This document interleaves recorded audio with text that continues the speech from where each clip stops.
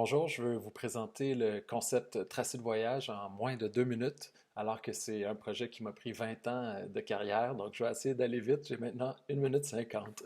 Donc, à la base, je suis écrivain globe-trotter. J'ai visité une quarantaine de pays. J'ai publié une dizaine de récits de voyage sur mes périples.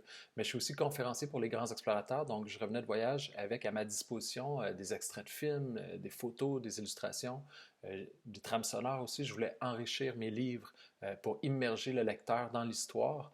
Donc en 2015, avec l'aide de Gisèle Henigues, qui est designer graphique agréé, on a créé Le Vendeur de Goyave, une application iPad qui est considérée comme le premier roman numérique immersif au monde.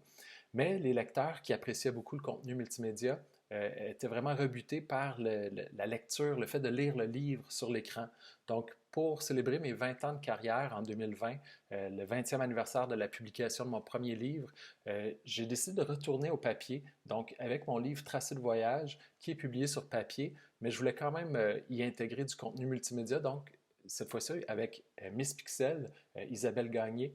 On a travaillé avec la réalité augmentée, donc sur les 20 chapitres qui couvrent 20 pays, on a intégré 20 animations en réalité augmentée. Et il y a aussi Marc Sauvageau qui a travaillé sur la conception sonore de ces animations-là.